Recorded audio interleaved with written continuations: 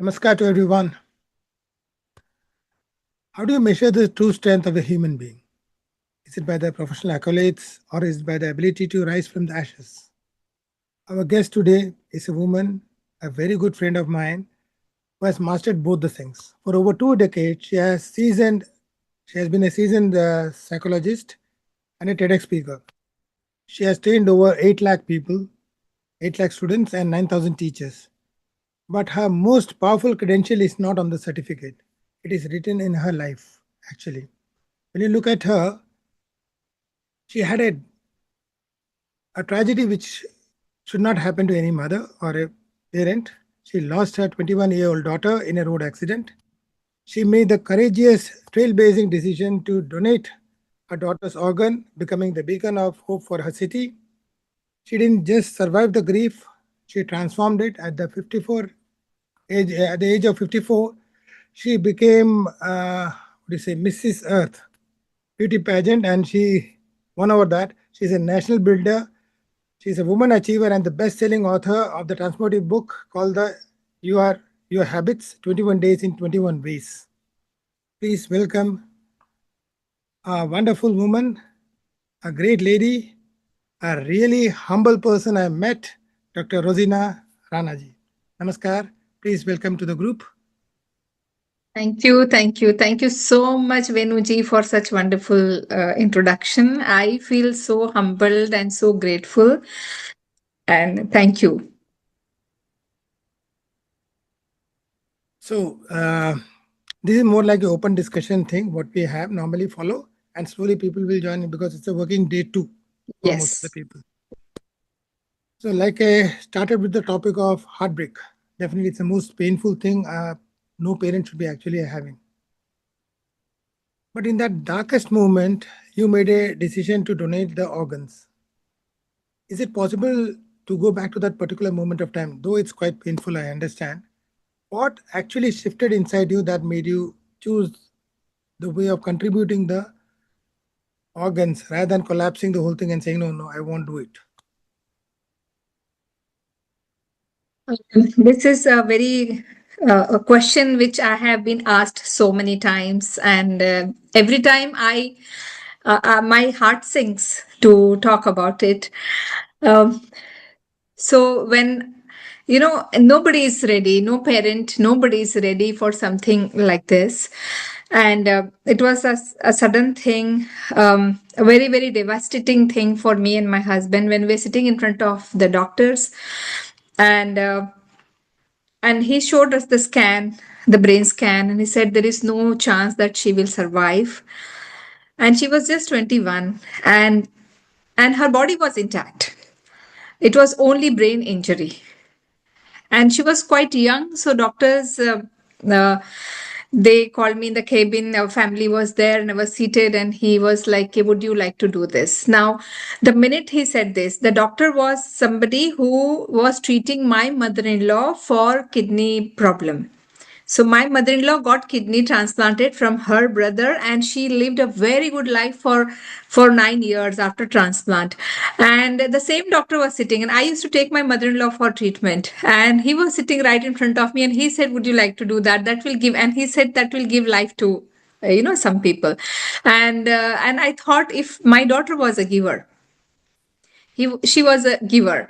I mean, anybody anytime she would like to help people, and I thought if she was to decide, she would have said yes, take it.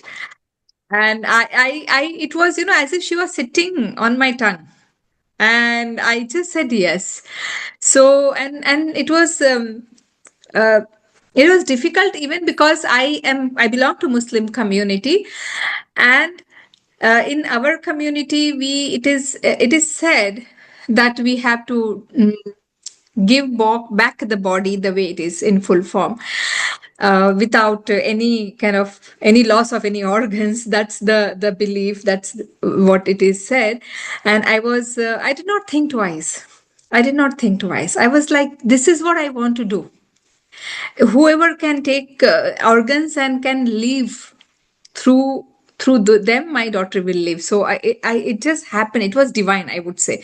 My brain was not functioning. I was in a shock, but It just happened, and it was divine, I would say. So it's not easy to do. Actually, what you have done, it's not easy for any parents to do. No, And absolutely no. and it's quite painful to live a life like that. And most of the people actually go into the withdrawal state. And you actually transform that withdrawal into a beauty pageant and other things. You went into becoming the Mrs. Earth contest and you won that thing. But was it a vehicle for healing? Or what was the message to be given out? Is it part of that particular grief you had or something beyond that? Would say pageant was not part of healing. No, for you as For such. me, even no, even for me, no, it wasn't, because pageant happened quite late, quite later part, and I had already come out of my depression. I was in depression. So initially, I did not understand. I was in complete shock. For even my family was around, I was not crying. I didn't know what is happening, and they were like, "What's wrong with this lady?" And after few days, it started hitting me, and after few months, it developed on me.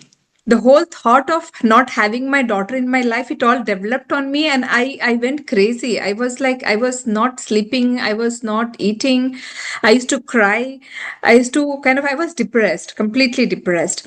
And then I recovered. There is a big part of my recovery that happened because I used to do social work. I was also a trainer in, as at that time I was employed with a college, a group of institutions where I used to do soft skill training, and I used to train students.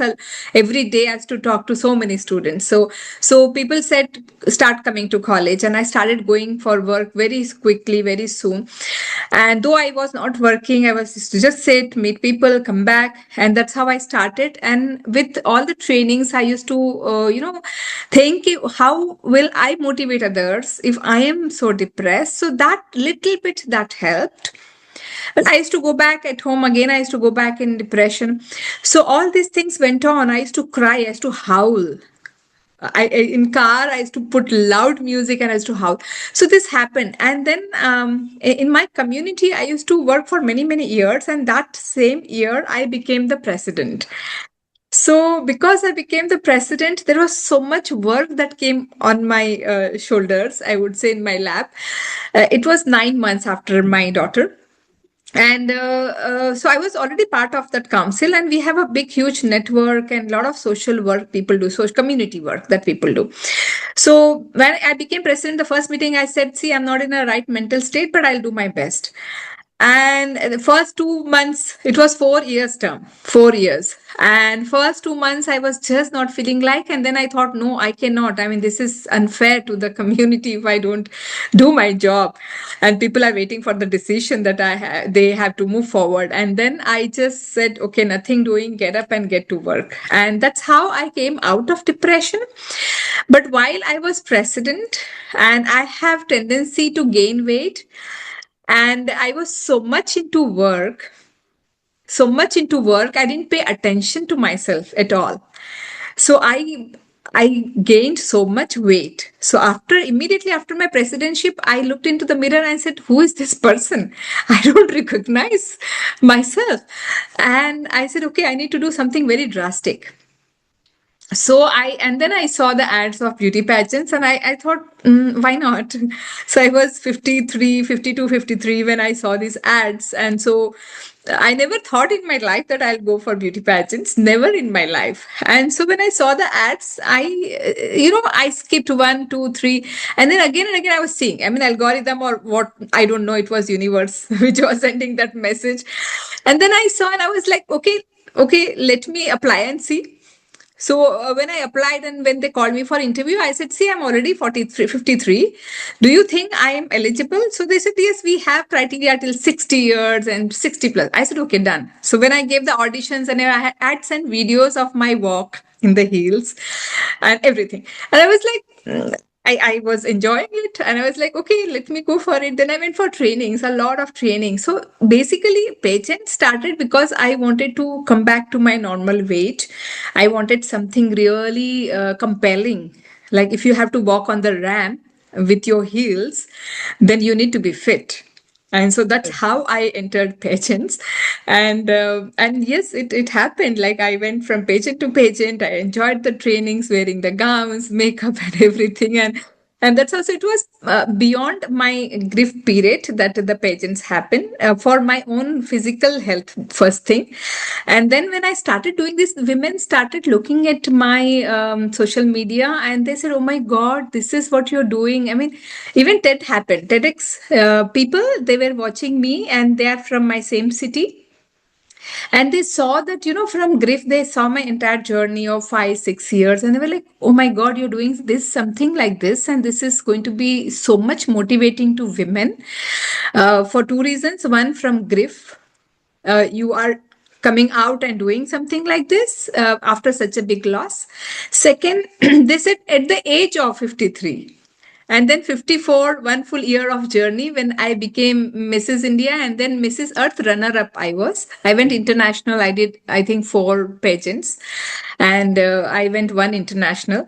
So So so I missed out certain areas then. no, not at all. You're bang on. So this, these two things, this age you're doing this, and after this such a big loss, you did not stop living, not just living but thriving. You're going up and beyond and doing things. So this story is going to inspire a lot of women, and that's how they called me to talk about my story. So definitely, it's a very, the first time when I heard the story, yes, I had this thought. One day, if it's possible that I can talk to you and know about more about it, that can help. And definitely, what you talked about is you were howling, you were crying out, and everything. Definitely, sleep, hunger, everything will come into place. But what Yes. was the three survival habits you had for that particular moment of time to actually get away from that? It's not easy Mm. for somebody to come out, and definitely family pressures would be there, professional pressures would be there, your individual tension and stress would be there. So, how do you manage? Definitely, nobody can actually prepare themselves for the grief. Nobody can do that. But what were the three survival habits you did which allowed you to come out? Venuji, tell you honestly, nothing works. When you are in deep depression or grief, nothing works. You don't understand what people are talking. You don't understand what is happening with your life. Why am I leaving? You lose the purpose. I was lost, completely lost. Uh, so habits are again very, very late. You're breathing. You're just breathing, and your eyes are looking, but it's not making sense. You are able to listen to sounds, but it's not making any sense. So that's the stage first. So I would say that I was hours and hours I was sitting and gazing. So just getting up Hmm. from the place. Wherever you are sitting, just get up. But that also, again, uh, just telling this will not be, It it's doesn't not that happen in a simple. day. Yeah, I know. No, It it doesn't will not, happen in it's a day. not simple. No, It not a day, months. Sometimes it takes months. I Yeah. know, yeah, I know of people, you won't believe, I know of people still around that same time. This is 11 years ago when my daughter's accident happened. I know of people at that time, they were also went through the same thing, parents, and till today, till today, they are not overcome completely. They have Nobody not can overcome. actually. Nobody Yeah. overcomes. But what I'm No, I mean, overcoming is the grief part, the grief part, and then moving on, thriving is a different Hmm. thing. I'm not saying keep forget about it. Nobody can forget. You cannot just forget. They're part of you. Your children are part of you. You cannot forget. But just getting out of grief and that whole trauma. So I know of people who are still struggling with that thought itself. Now, when I remember my daughter, I remember like a beautiful life. She chose me as mother, and she chose me to come to my place for 21 years. So I make a lot of peace and happiness and full of gratitude. So one thing, first thing is just get up from wherever you are, take a stroll, go out, because fresh air, fresh oxygen outside is going to help you in your depression. So just that is the first step. And then the second thing which I always I did it very late, but I would advise is just I play the music and move, jump, whatever. It's like bathroom singers type, bathroom dancers, not bathroom but room dancers, I would say, because that helped me to kind of heart pumping and blood flowing and my brain working and functioning. I was brain dead otherwise, I would say. So movement really helps. I think this, I mean, three I cannot mention because I don't know what I did that time. But yes, just movement, sun, oxygen, these are a couple of things that you need to do. And definitely something would have drawn the attention somewhere. Like you said, you were busy with the social work and everything. Hmm. Was it the first thing which allowed you to, get slightly away from this Yes, material? absolutely. Absolutely. So busyness with a purpose, I would say. So that that that touches your heart, something. So social work or giving to the society was always there with me. And again I got a compulsion, so unless and until it becomes a compulsion, so I because I became president, so I it was a compulsion on me to kind of look at the projects and the people and the team and everything. very true. So what happens is you find that a lot of students you've been working with, because Hmm. similar age kind of thing, they also struggle with the focus part of it. Yeah. They may not have a traumatic thing, but they definitely have their own physical changes happening, mental changes happening, and the scenario and situation which are drastically changing over a period of time. Hmm. So, what is the first suggestion you feel that okay can help those students?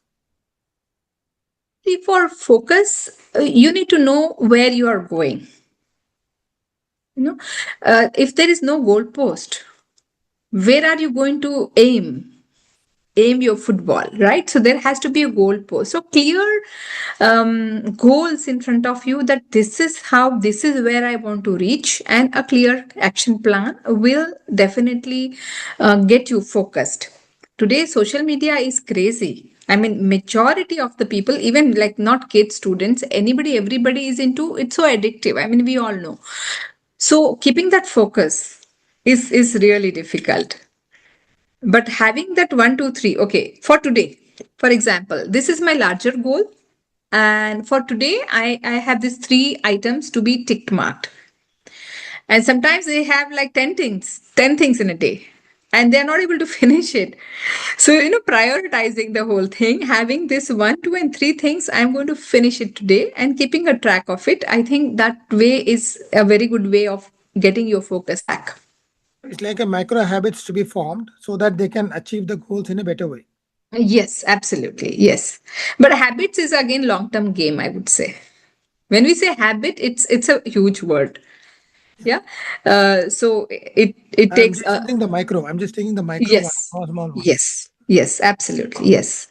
And definitely, it's a struggle between the parents and the students, both sides, parent and child relationship. And they are Yes. terrified of the social media sites coming into being and everything opening up. They're not sure what to do. Mm. So, what is the first suggestion? Because you are a teenage coach also. So, what Yeah. is the suggestion you give to the parents too? Because they also come into the area. Yeah. Yeah. See, uh, parents or kids, everybody's hooked today. Once you see one reel, it goes on. It's a trail. So normally I tell parents, and parents they come. I'm a parenting coach, and a lot of them come with this big. This is a major issue of screen time. Now, who gave them the screens? We only gave them. Who introduced this very early on, because we wanted some peace of mind. We had guests. We were working or something. So for that we introduced, and now we are complaining. Now, screen is today compared with with any kind of addiction like dopamine hit and all, so we all know all those things. How to get children out of away from screen is the first step, is parents need to be away from the screens. Now we are so addicted, it is like we have nothing, कोई गड़बड़ नहीं, कोई आग नहीं लगी कहीं, कोई emergency नहीं है, but it's just the habit that we'll pick up our phone and we'll scroll. Like we wear our own dress, costumes or kapde, clothes. We don't go out naked, right? We have our clothes always with us. We wear our clothes. This mobile has become our clothes. We don't move out without our mobiles.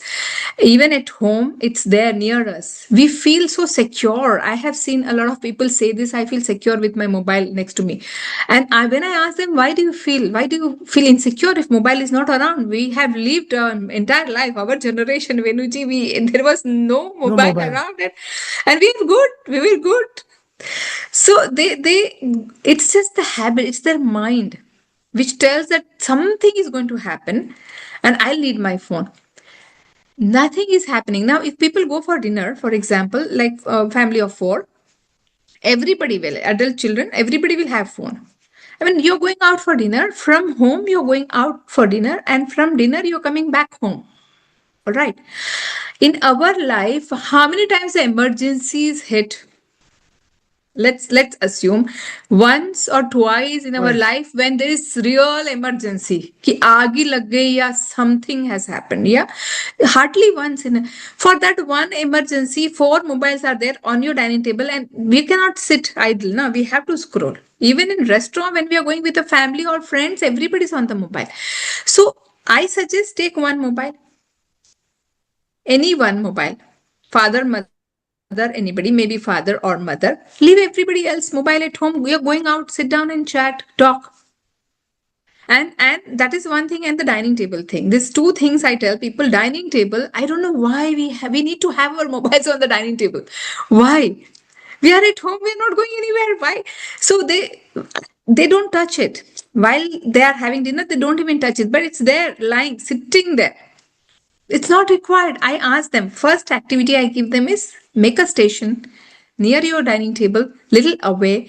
Ask everyone to deposit their phones. Nicely decorated, nice candles, nice cards, flowers, little bit. This is a station. Um, uh, and write a note saying that uh, let keep me here. Let me have a resting time here while you enjoy your dinner. Some nice rhyming words you can put it there and decorate it. Children love it that way. And you put it first. You put it first and you declare that I am not going to touch my mobile for 2 hours, period. And So it's see like how children will follow.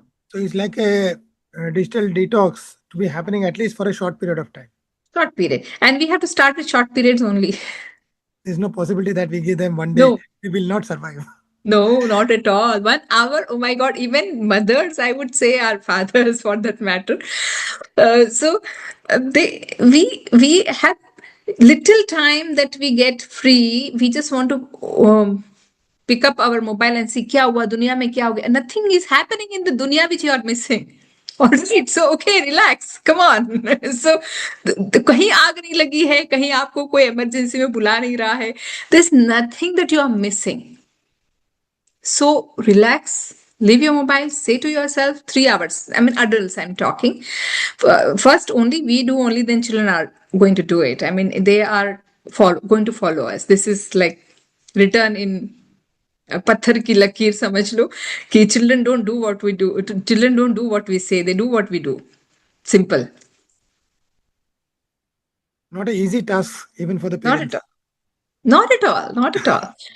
Not at all. See, if somebody is on cocaine, sorry, somebody is on cocaine for good time. In COVID, we served them drugs. Now, drugs, Are screen good time is enough life. compared with drugs. Now, we had to serve them drugs. Right? Somebody is smiling, and I really appreciate that. We have given them, now we want to take it away.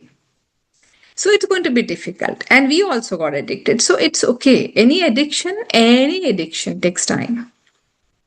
There's withdrawal.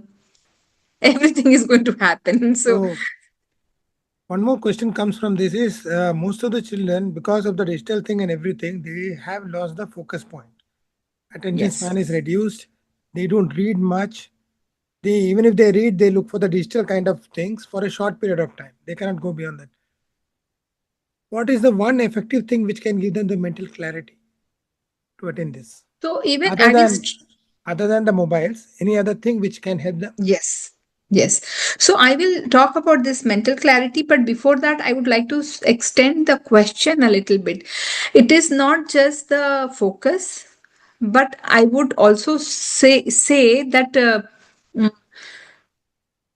instant gratification immediately, I call it click generation. It is called click generation. Okay. On a click I get food, clothes, not just clothes and food, but I get boyfriend and girlfriend as well. Yeah. Okay. And everything, I'm getting relation, I'm getting a partner for 2 hours, for example. I mean, and so much is happening, so much is happening outside. So where is the love, affection, and where is working on any marriage? If you see, there's a lot of work that goes for any successful marriage. There's a lot of work that goes. Now children, they are so instant gratification. I am not enjoying, you are being aggressive, you are this, I am leaving you, I have the second affair, I have the second relationship, third relationship. Even in jobs, it's a lot of hard work. You have to understand things, learn. They switch jobs, they are not able to settle anywhere. So this is the generation today, and focus is lost everywhere, in every area. One thing is sitting down, calming yourself, meditating, understanding what is the priorities in life. Where is my life going? So I think meditation, not meditation or chanting, I would say, but many young, I'm talking about very young kids and teenagers and again, little young adults. They may not be attracted towards meditation per se, but just the breath work is quite popular today. Just the breath work will calm their body, calm their minds, and increase their focus. Okay, that's a big thing because definitely during the COVID period, people got attracted to yoga, but after that they stopped most of the things. They got back to their routine work, getting back to the mobiles. They don't even have a time to do anything now. So one is the breath work. Other than that, what is the one thing you would recommend to them to do on a daily basis which can help them? Breath work is there, removing the mobile for at least half an hour or 40 minutes, if it's possible to begin with. It is possible. See, from school, I mean, you fix like 40 minutes or maybe 1 hour, 2 hour. It is possible. Then parents have done it and they have achieved it also. If you look at the big people like, for example, Steve Jobs or Bill Gates, they have not given their kids mobile. For Ronaldo, Cristiano, they not for till they were 16, 18. Why in India, or majority, not just India, but all over, why do they have to give it? Or why smartphone? Um, yeah, I think majorly it is having some good habits in place. Having some good habits in place. It is sleep, eat. I normally talk about four pillars. Four pillars. Okay. Yeah. One is food. The food is the most important thing for your mental physical health. Second is sleep, extremely important. Third is your workout. It may not be gym or anything. It can be yoga, it can be walking, it can be anything that will make your heart pump and stretch yourself. Fourth one is managing your stress. Right. It's a Yeah, big thing now. it's a big thing. It's a big thing. So any habits which falls in all these four categories, maybe one, you have to have those habits become a part of your life. See, brushing your teeth is coming so naturally to us because it's a habit. We don't have to use our head. Get up and brush your teeth. It's very what to say, on auto mode, automated, right? Very true. Similarly, we need to have some habits in each bracket, all these four pillars, which becomes an automated. We don't have to think about it Hmm. and do it. I mean, part of this time of the day, this is what I'm doing. So it's there in that bracket and it's happening every day. And one of the things which I've seen from a lot of youngsters and teenagers, they talk about their past. They're not grown up yet. Still, they talk about the past. They still are living in the past only. that we attain this, we achieve this, and very elderly people too talk about the same thing. Two extremities now, and how to bring them back to the present state. It's not easy for most of the people. So So any they are suggestion? talking about the past achievements or past traumas. What is they Both, talking both. about? Okay, okay. And they don't want to come out of that saying that, okay, I need to get away from this to attain something today. They don't do that. They sit Mm, and do nothing. mm. If it is past successes, then sitting on your glory is going to keep you stuck there. See, anything which is stagnant, either you need to, if you're not going up, you're going down. There's nothing like you're in the center, you're stable there. No. If you're not growing, if you're not moving upwards, you are going downwards automatically. It's not that you're staying there. All right.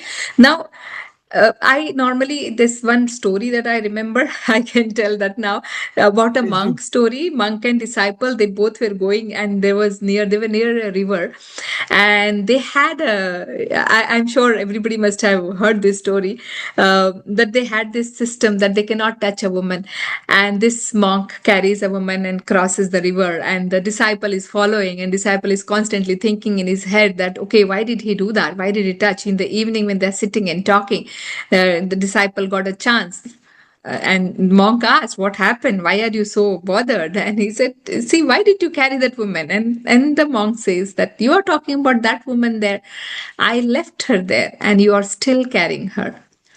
So, though the disciple was not carrying that woman physically, but in his head, it was there constantly, and he missed all the wisdom that Guruji was giving him, all the nature that he was enjoying while walking with Guruji. All right, so getting stuck in past. See, there are a lot of things happening in people's life. People's like there's good things, there are bad things, and every day and today, race and pace of life. You see, race and pace of life is tremendous with AI and automation and everything that is happening. So it's important to see ahead. When we are driving a car, do we drive looking in the rear view mirror? No, we are looking right in front of us. We cannot drive our car looking in the rear view mirror, right? So this is the problem. It needs understanding what is going on with them. We just have to drop it, whether good or bad, even good for that matter. We cannot sit on the past glory. Oh my God, I received this award, I got a crown, and I'm wearing that crown throughout my life. No, I have to go and look for more purposeful and more things, which I have a big life. Yeah, It's and a and particular moment. I, huh? Sorry. That's a particular moment you enjoy. Yeah, That's a that's a particular particular moment. one. It's very, very momentary, I would say. It's momentary. That maybe that year, full year, I was like, oh my God, Quran, Quran. Okay, fine. Then what? Then what? You need to have a purpose, a goal. Yes. So you've So, been basically you've been training so many students, 8 lakh plus yeah. students you are trained. So was there a story or something which talks about a victim mindset to a victim mindset? Yes, a lot of students. Oh my God. Oh my God. One good story I want to tell you. This boy, and in front of the entire classroom, it takes a lot of courage to talk in front of the classroom, and also, the way they felt comforted with me and all the facilitation. Because of that, he opened up and he was like, "Ma'am, I was taking drugs." And this is what I'm talking about, 18 year first year engineering, 18-year-old. I and some friends, we all were taking drugs. And one day, when we were in a wedding, and we were high, and one person came to us and he told, "Okay, you all, I can help you all. You can take my card. If you feel like, you can come to me." And next morning, when they were like little sober and they came to their senses, they saw that they had that card, and they thought, "Okay, let's go and meet this person." And he was a life coach, that person who gave the card. And Right. he started grooming these people, talking to them, and they all came out of drugs, one thing, most of them. And they joined this this person, the life coach, and this he said that we are going to help you. And they helped around 72 people to join that same self-help group, students, yeah, That's a students, big. That's big. and help them. And he was still sharing, and he said, ma'am, I feel so bad about one of my colleague. He did not leave it. He could not leave the drugs. He was so addicted. And one day we got a call from his mother saying that, and she was crying. Mother was crying profusely, and she said, Ki, your friend, he met with an accident, and you please come fast. And he was critical. The boy was critical, his friend. And was like, ma'am, he did not leave it, and then he lost his life, and mother was crying so much, and we want to help as many people as possible for this cause. Can you imagine young kid of 18-year-old doing this and coming out of it and helping people? It was such an inspirational story for me Really. as well, and I have told about him. I've written about him in my book as well. No, In my that's a book I have big thing. written. Yeah, it's not easy because I read your book. Yes. It's wonderful. So there is one concept you have talked about 21 days and 21 ways. Yes. So why is 21 days so critical? That particular mark. It is widely said that 21 days it takes for a habit to form, which is, I would say, not correct. It takes much longer. It takes much longer. But why this 21 days? Because our brain, if you say it takes 6 months, oh my God, I don't want to do it. It's too overwhelming for me.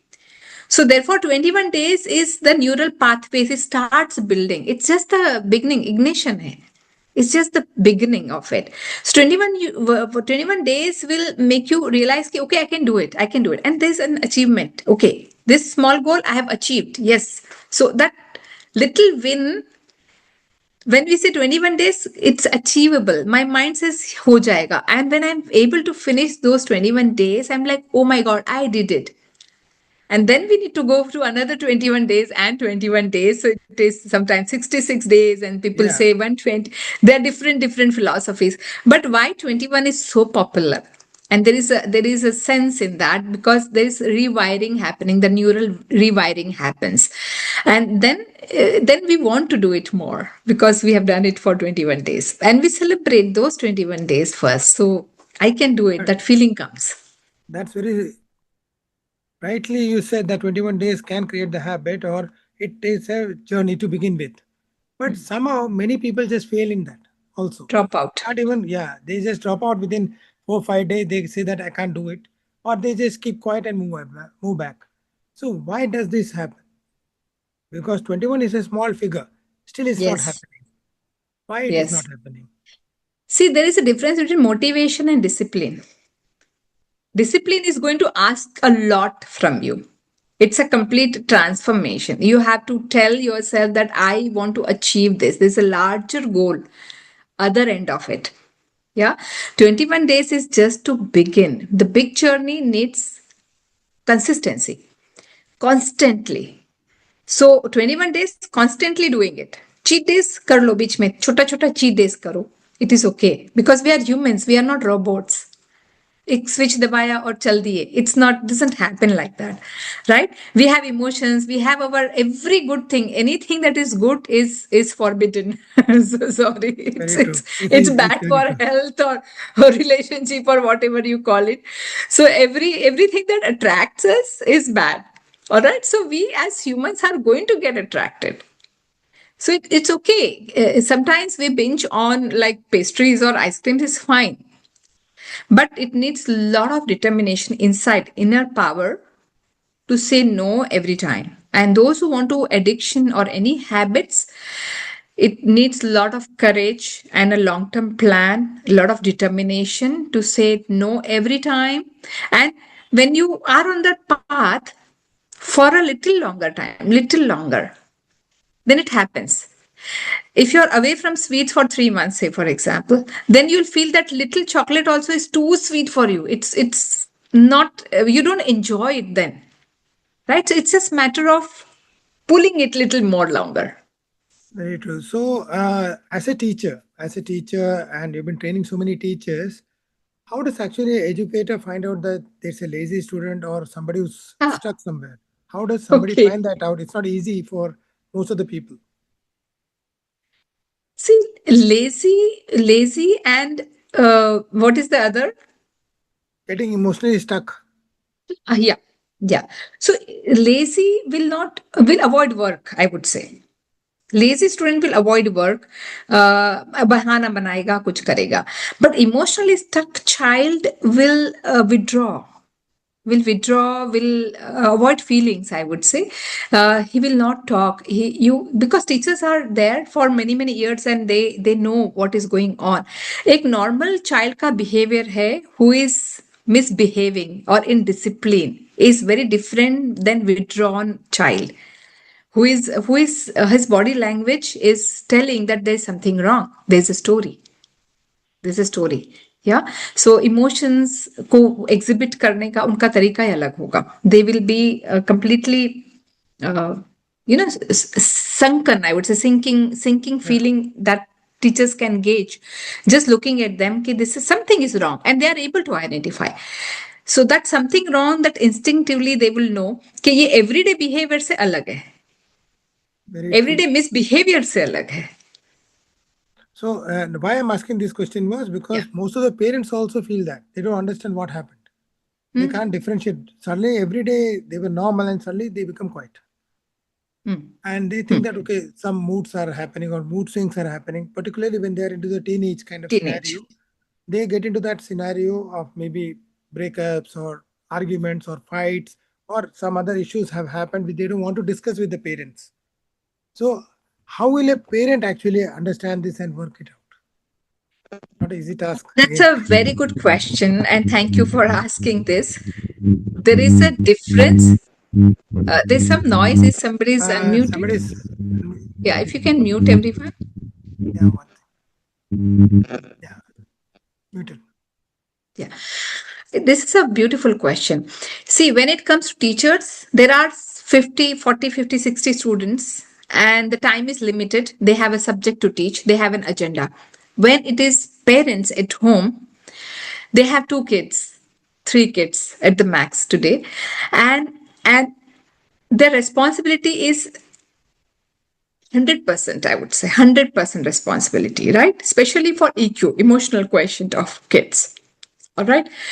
Now, teachers may not be, they may be able to identify that there's something wrong with this kid, but they do not have the bandwidth or time to look into the details. Whereas parents, it's their prime responsibility.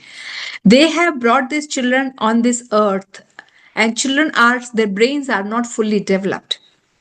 The brains developed, it takes like 20 years and 25 years for the brain to develop, and they're not able to make sense of a lot of things. Even if they're abused, they withdraw, they sulk, but they may not talk. Here, parents' role is extremely important to ask their kids. First of all, they need to have that connection. Even if they ask, children may not talk because the connection is missing. So parents are so much into correcting their children that they somehow miss out on connecting with them.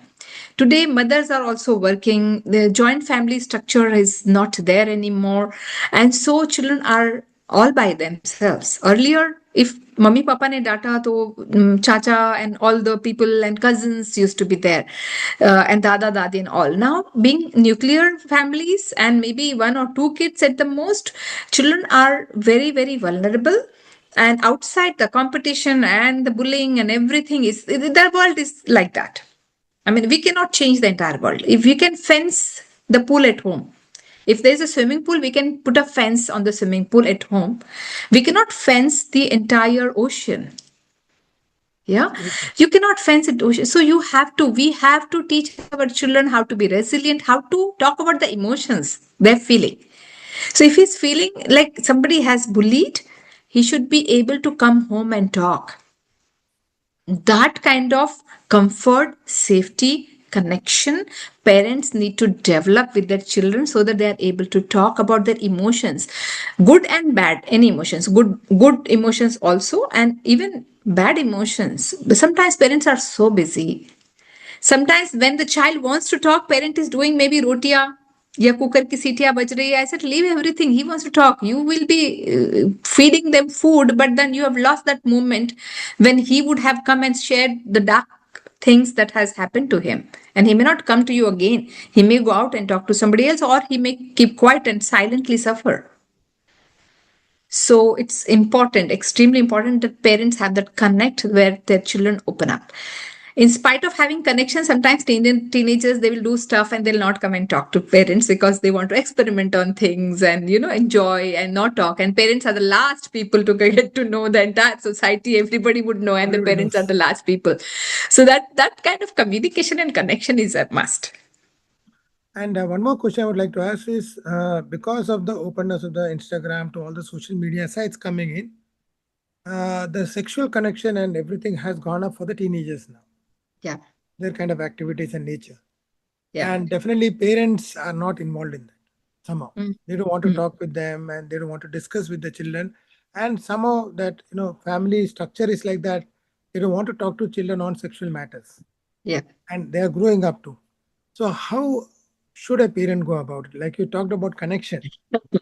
I think again a lovely question, and I have a complete podcast with one of the experts on sexual education with kids, and the Okay. podcast became so famous. And also there were people who were asking for one more episode, the part two, and we did the second part also. And he was psychiatrist and beautifully answered all the questions. It's like 1 hour each, like two episodes, and on my YouTube channel it's there.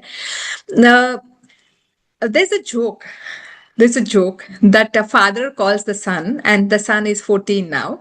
And father says, "Ke, beta, you have now become, you have grown up, and it's time to talk about sex." And the son says, "Okay, dad, okay, father, tell me, what do you want to know?" so so this So is rightly said. how this is how the world is. uh, they are into pawns, they are into uh, very early, they are into physically active, sexually active, and they have all the exposure to the everything that they want. I am talking to some of the cases. I'll not go into a lot of details, but yes, parents need to talk about these things openly with their kids in the terms of education, in regards to educating them. And they can say, for example, they can watch a movie, and generally when there is a kiss scene, we change the channels. Or when there is some intimate scene, just be relaxed and talk about, see, they are watching porns, baba. So watching an intimate scene in the family, you should not, because there you are giving a message signal that, okay, this is forbidden. Forbidden. You cannot talk about this in front of, or you cannot, this is hush hush. No, just let it be and talk about it. Talk, and age appropriate. It has to be age appropriate. So, and what kind of questions they are asking, depending on that, the answers should also be age appropriate. But do not shy away from talking about these things, about relationship, about sexuality, about even sexual preferences. I mean, I know of people having same sexual preferences, and they could not talk to the parents, and parents, when they talk, parents didn't accept it, and there's so much happening. So parents, this appeal to all the parents, that do not shy away from talking to. If you don't educate your children, they are going to learn it from YouTube and anybody, everybody. So do you want misinformation, wrong information to come to them? Instead, why don't you be the mentor to your kids? And I think for that, the parents also have to be educated for that. Yes. They don't actually learn. They think that the child should be listening to them. That's the main Yes. problem they all face.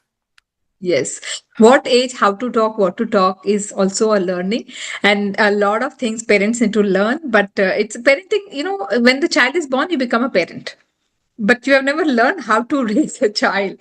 Yes, giving food, clothing, shelter is one thing, but emotional needs are very different.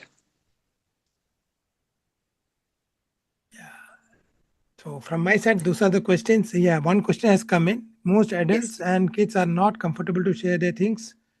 That makes them feel bad or uncomfortable.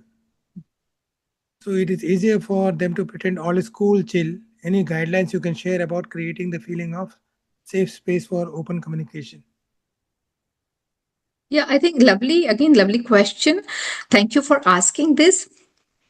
When the child first time comes with a feeling, how did we respond to those feelings?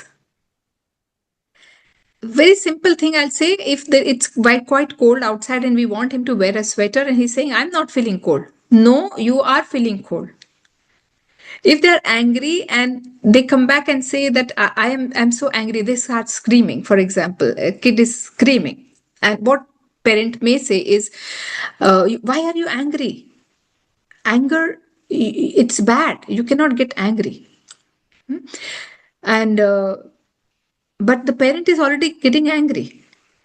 So anger is an emotion. Understand, anger is an emotion. Everybody. So the parents need to say that I understand you are angry. Instead of saying you cannot get angry, you just say, I understand you're angry. I'm here. I would like to know more. Instead, parent goes in a roller coaster and says that, why are you angry? This is what did I teach you this? And I did not teach you right, and where are you learning all these things? 100 times I have told you not to get angry. Okay, we go on a spiral. All right, he's expressing his anger because there's something going on in his life which he wants to show you, which he wants attention. Anger is not about maybe things that are happening right now, but there are a lot of things that is happening underneath. All right, so just listening, listen, talk less, listen more, and Very true. validate their feelings. This is extremely important. Validate their feelings, and this is how you can build a safe space and connection with your kids. What you said was right. Instead of correcting, we need to connect. Connect. Simple. Two. This phrase is beautiful. Instead of correcting, we need to connect. Yeah. Once you connect, you need less and less of connect. Once you connect, you need less and less of correction. You will need, definitely, you will need. Children, they will need some guidance and all. But it will become less. It will be more of understanding. Many parents, they just see and the kid understands with one word. For example, lights on. Lights. Finish, and kids get the message instead of the lecture that parents go through entirely. Some parents don't talk in words and sentences, they talk in chapters. So so less is more, I would say. Less words and more of listening will definitely help. Any other question somebody wants to ask? It's open forum. And many of them are having teenage kids. Oh wow. Nice. I can see how can parents actually pinpoint that the child may be going through depression. Hmm. I missed out that question. Yeah. Yeah, so when it comes to teenagers, the mood swings, we all know hormonal changes, and their brain is also not completely developed. In fact, the brain is hijacked by emotions. They are not able to think straight. So at that time, it's important to be around them, not to helicopter them, not to hover over their heads and see in detail. But some people, they just jump on the laptop and say, "Kya dekh raha hai, bata mujhe." On the phone, they will. So no need to do that. Maintain a safe distance with them because they like their privacy. They want their autonomy. They want their privacy. Everything. Yet, uh, depression is something where you need to fulfill some criterias. Low mood is different than depression. Depression has to, when they are away from, they are not eating, they are not having good sleep. Food and sleep are the two big measures. The routine life is disturbed. It's not, they are not able to function properly for over the period of time, at least 6 months. Then it's a matter of concern. Otherwise, teenagers, their mood swings, oh, they'll go wherever. Like sometimes they are like super happy, sometimes they'll shut themselves in the room. So, and they will also say, I'm feeling depressed. But feeling depressed, depressive feeling, and clinical depression is two different things. So we use depression very casually also many times. So, uh, going to a psychologist or psychiatrist, if you see 6 months and over this kind of behavior where eat and sleep and daily functioning has affected, only then we can call it depression only after observation by, clinical test by psychiatrist or psychologist. Because most of the people are not even able to differentiate between anxiety, palpitation, and depression. They don't differentiate. It's like hunger or thirst. Mm. They don't know the difference. I might be just Yeah. thirsty, but I feel that I'm hungry. And I keep on eating, but it's not satiated. I just have a glass of water, it's everything is over. Yes. So that difference people still are not aware. Though people talk about stress, anxiety, palpitation on a general note. Even a small kid in school will talk about stress. But does Yeah. he really have a stress or not? We don't know. He's just talking because others are talking it. Yeah. It's overused. These words are like misused, I would say. Yes. Any other questions somebody wants to ask? Or we can wind up for the day? This is Pooja. I'd just like to Yeah. comment that I think you presented some very balanced perspectives. Sometimes, like in the Indian cultures like ours, it can be very restricted, but on the West, it can be very open and low touch, and either one doesn't work. I think what you brought to the table was, a very balanced way of handling our children as they grow, or even, as young adults. Thank you so much. Thank you. Thank Thank you, you so Pooja ji. much, Pooja. So I think no more questions are there. I really thank Rozina ji for coming to this stage and helping a lot of people to understand about life trauma situations and how to overcome that in different ways and means. And definitely, I'll be talking to you after this also. But and later on, we'll talk about other areas which concerns with teenage psychology, more or less. Today, we wanted to talk about the grief area part of it. That's the reason we took this session. Thank you. Thanks a lot again, Rozina. Thank you. Thank you so much. Thank you, everyone, for Thank being you. here. Thank you.